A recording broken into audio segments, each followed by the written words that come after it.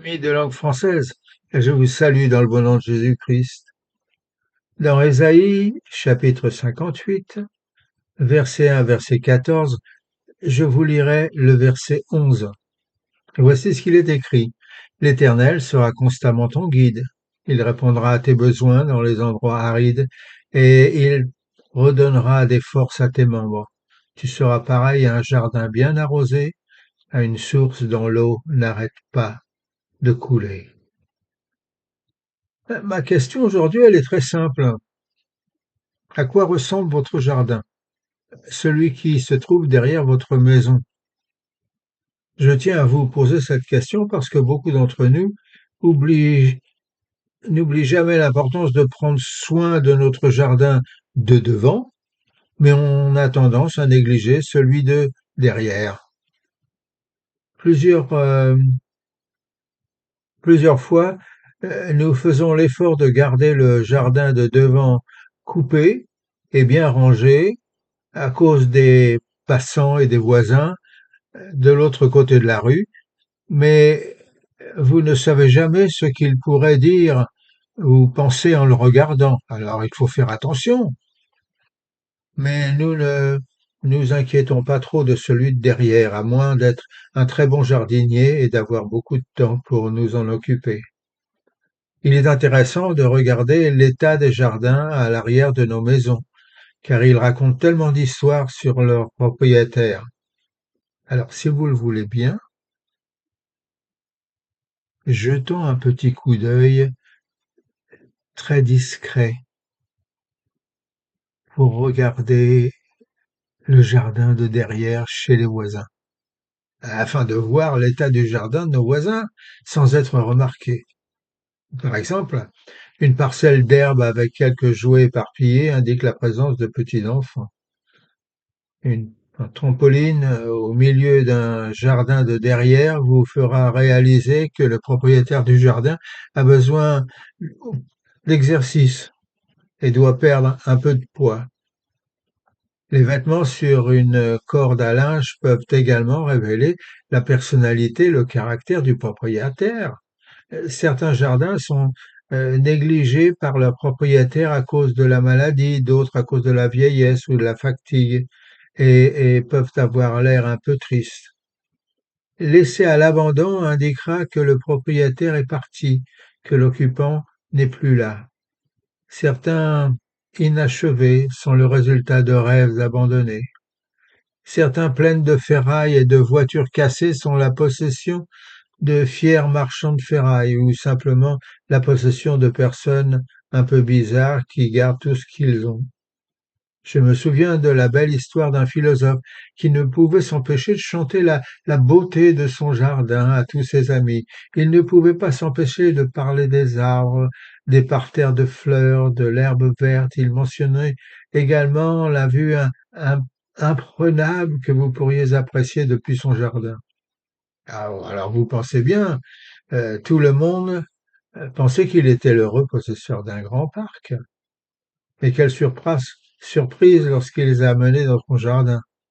Ils y sont entrés par une étroite bande de terre entourée d'un haut mur bloquant toute la vue.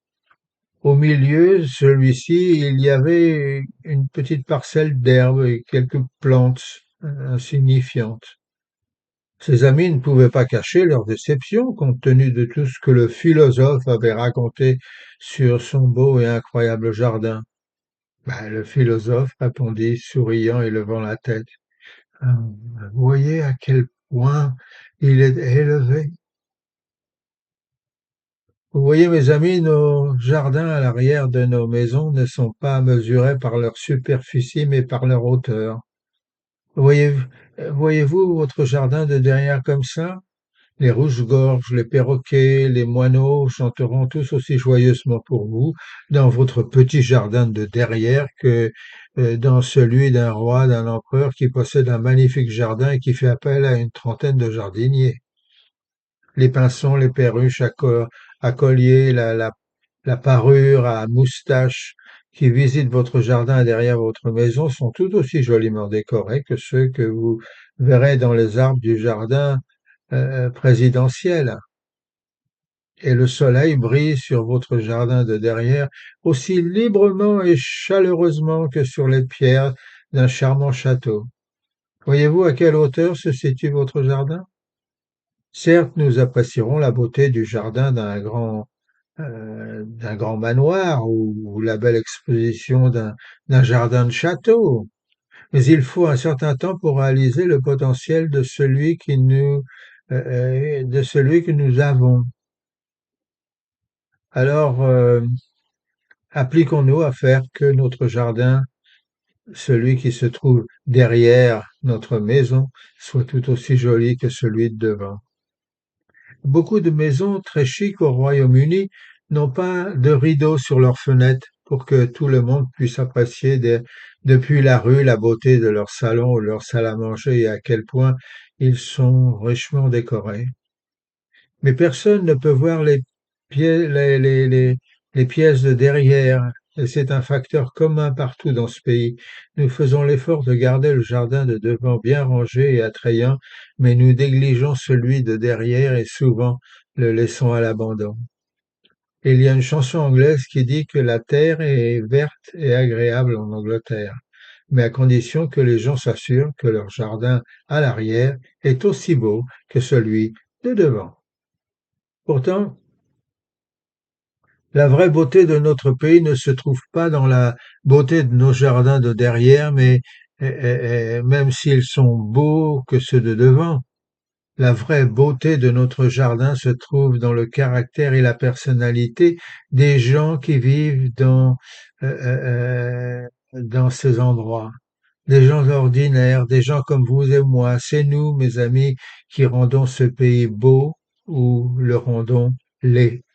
Vous voyez, un jardin situé derrière notre maison est privé et personnel, tout comme notre âme. Le jardin avant et de devant est l'image de ce que nous espérons que les gens penseront de nous. Notre jardin à l'arrière de notre maison est ce que nous sommes vraiment.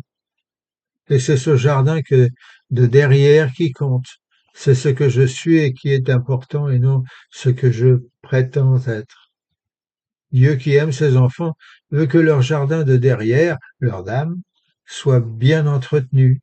N'ai-je pas raison de dire que nos âmes lui appartiennent?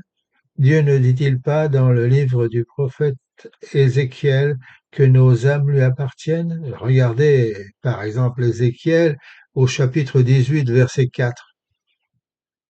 Chaque âme vivante m'appartient, dit l'Éternel. Le Père ainsi que le Fils, les deux se ressemblent et m'appartiennent. L'âme qui pêche est celle qui mourra. Nous sommes nommés jardiniers de nos âmes et ordonnés de prendre soin, sinon nous pourrions mourir sûrement. Pas étonnant que Moïse ait encouragé son peuple à prendre soin de lui-même et à garder son âme diligente. Deutéronome chapitre 4 verset 9. Et puis, n'est-ce pas Salomon qui a proclamé dans le livre de sa sagesse, celui qui garde son chemin préserve son âme. Proverbe 16, 17. Si vous mettez totalement votre vie entre les mains de Dieu, suggère Jérémie dans le chapitre 31, verset 12, votre âme sera comme un beau jardin arrosé. Comment vous attendez-vous à ce que votre voisin curieux se sente quand il ou elle va jeter un petit coup d'œil par-dessus sa clôture et voir votre jardin de derrière, le jardin de votre âme entouré de chardons et d'arbustes épineux? Protégé par l'amour de Dieu, votre jardin ne devrait pas avoir de motifs de jalousie, de grognement, d'égoïsme, de jugement, de commérage, d'amertume, de perfidie, de calomnie. Dans le jardin de votre âme devrait s'épanouir l'amour, la gentillesse, la douceur, la patience et la compréhension. Alors laissez-moi vous demander ce matin, est-ce le cas?